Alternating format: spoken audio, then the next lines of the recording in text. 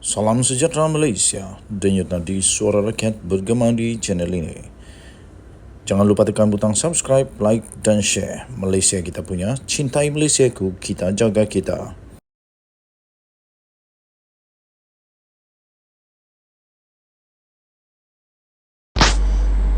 Salam sejahtera Malaysia, berita menggemparkan seluruh Malaysia baru saja diterima. Berita ini diambil daripada makanbola.com. Bertajuk, Sanusi bakal tinggalkan Kedah. Presiden Persatuan Bola Sepak Kedah Darul Aman KFA Datuk Seri Muhammad Sanusi Madnor disebut-sebut bakal melepaskan jawatan yang disandangnya dalam persatuan tersebut. Berita penuh daripada makanbola.com. Ahli Dewan Undangan Negeri Adun Jeneri itu menang tanpa bertanding, berjaya dalam pemilihan ahli jawatan kuasa AJK Eksekutif KFA bagi penggal 2022 hingga 2026. Posisi tersebut dikatakan masih tidak selamat apabila Menteri Besar Kedah itu dikatakan bakal memberi laluan kepada individu baru untuk menerajui persatuan tersebut.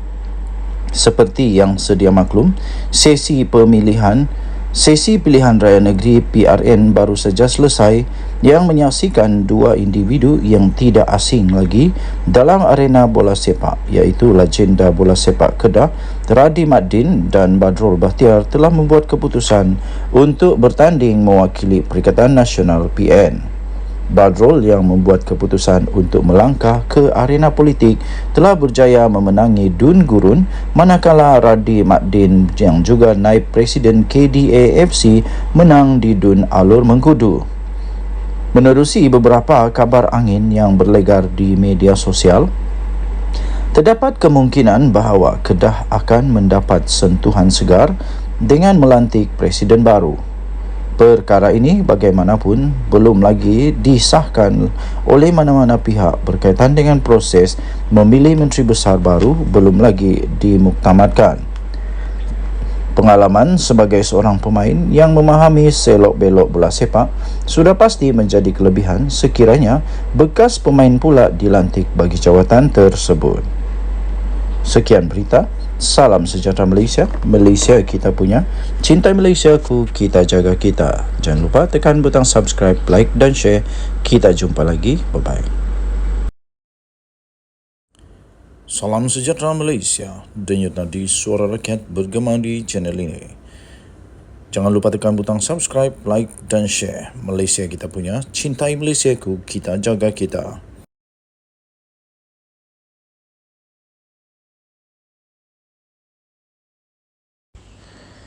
Salam sejahtera Malaysia, selamat pagi tuan-tuan dan puan-puan yang dihormati sekalian. Keputusan yang dinanti-nantikan oleh seluruh rakyat Malaysia akhirnya terungkai. Sanusi mengangkat sumpah MB Kedah hari ini. Berita penuh. Ahli Dewan Undangan Negeri Adun Jeneri Datuk Seri Muhammad Sanusi Madnor akan mengangkat sumpah sebagai Menteri Besar Kedah pada hari ini.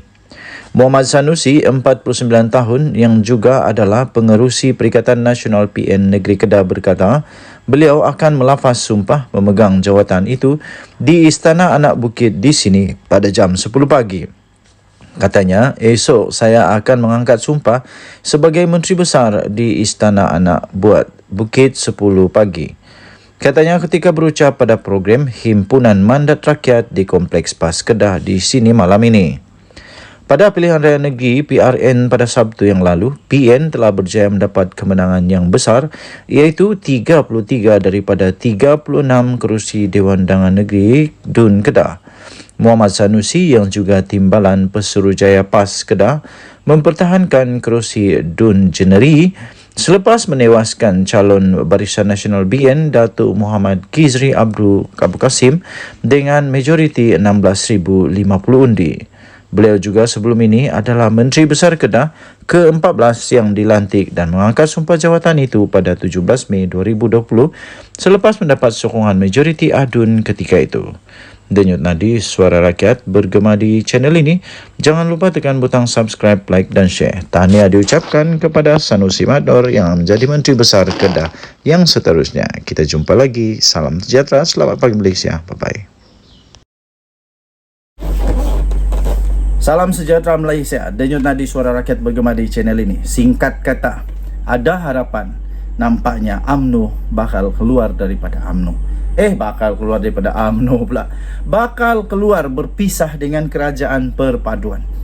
Apa tidaknya Isham Jalil sendiri menyatakan sebab utama kekalahan UMNO yang teruk pada PRN ini adalah kerana bekerjasama dengan DAP di dalam Kerajaan Perpaduan. Menurut beliau, perkara ini amat sensitif kepada akar umbi dan jika paksa undi DAP, mereka tidak akan undi dan mereka bantah dan kemungkinan mereka terus membuat protes dan mengundi Perikatan Nasional. Jadi katanya perlu selesaikan isu DAP ini, sama ada terus bekerjasama dengan mereka dalam kerajaan dan pilihan raya atau bekerjasama dengan kerajaan sahaja dan bukan pilihan raya. Dengan pilihan kedua, dikatanya pilihan kedua itu ialah bekerjasama dalam kerajaan dan bukan pilihan raya. Maksudnya mereka akan bakal bertanding melawan DAP. Masalah sekarang yang saya fikir ialah kalau mereka tak mau bekerjasama dengan DAP di dalam pilihan raya, macam mana diorang mau bekerja sama di dalam kerajaan? Tapi apapun, memang saya faham bahawa sekarang ini mereka boleh membentuk, tetap kekalkan kerajaan sedia ada sehingga PRU 16 yang akan datang. Cuma saja memang agak pelik kerana di dalam kerajaan, mereka satu dalam kerajaan, tapi pada masa yang sama mereka membuat satu persiapan untuk mengalahkan kawan di dalam kerajaan. Maknanya ada rahsia-rahsia mereka lah. DAP pun ada rahsia, UMNO pun ada rahsia. Jadi susah juga kalau begitu. Tapi ya, ada kebenaran daripada kata-kata UMNO ini, daripada Isham Jalil ini, iaitu UMNO untuk selamat mereka perlu untuk keluar daripada DAP. Tapi DAP sebenarnya tak memerlukan UMNO pun. DAP tak memerlukan UMNO pun sebenarnya. Ini terbukti dengan PRN sekarang ini, iaitu pengundi DAP sebenarnya sudah menunjukkan bahawa mereka ini sama ada UMNO atau DAP, mereka tetap sama menyokong apa yang Pakatan Harapan berikan. Cuma saja yang masalah ialah akar umbi UMNO.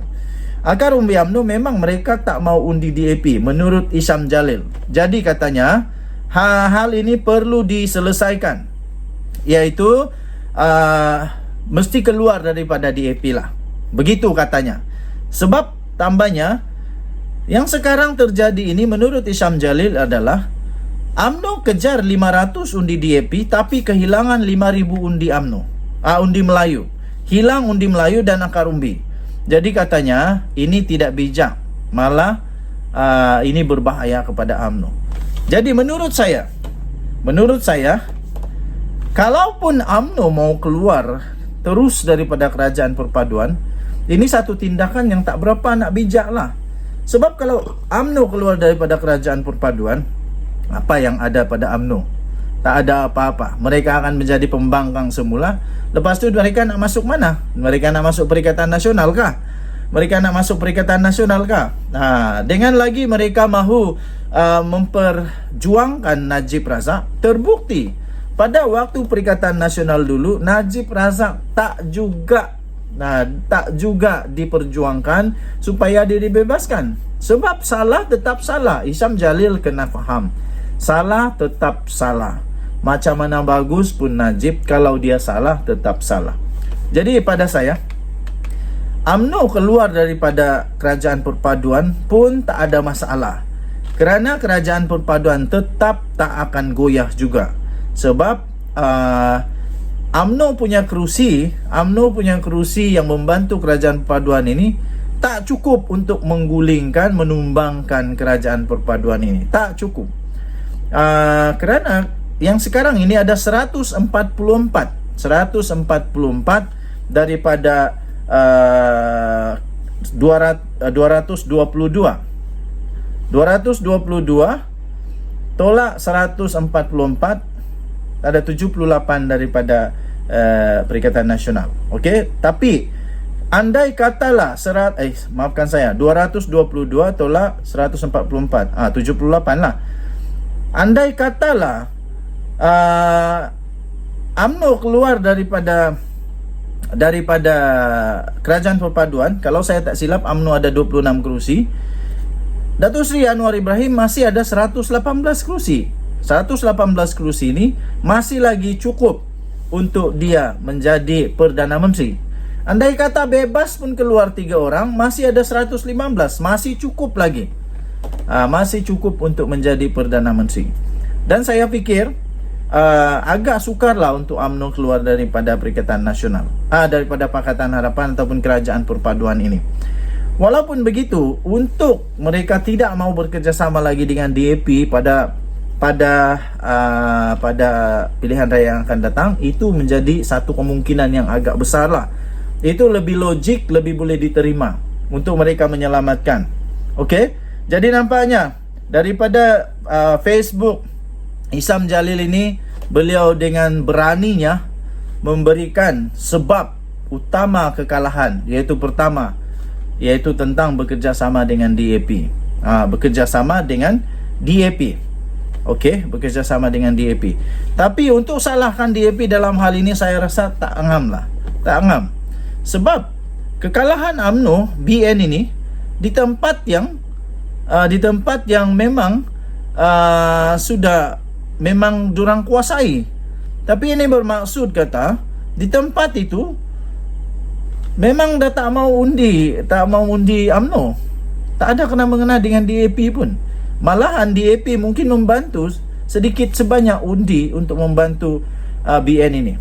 Andai DAP tak undi BN, saya fikir lebih teruk lagi undi yang diperoleh UMNO BN ini.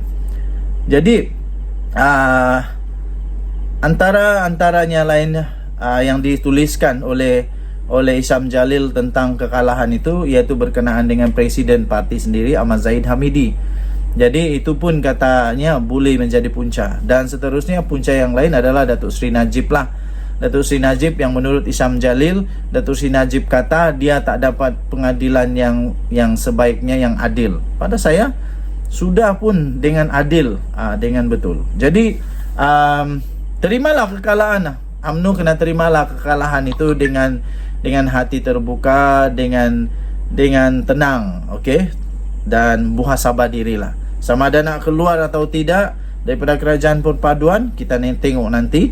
Dan kalau mereka tidak mau bekerjasama dengan DAP lagi pun, kita tengok nanti. Saya fikir mereka sukar juga untuk menang. Tapi ada betul juga apa yang Isham Jalil kata. Denyut nadi, suara rakyat bergema di channel ini. Bye-bye.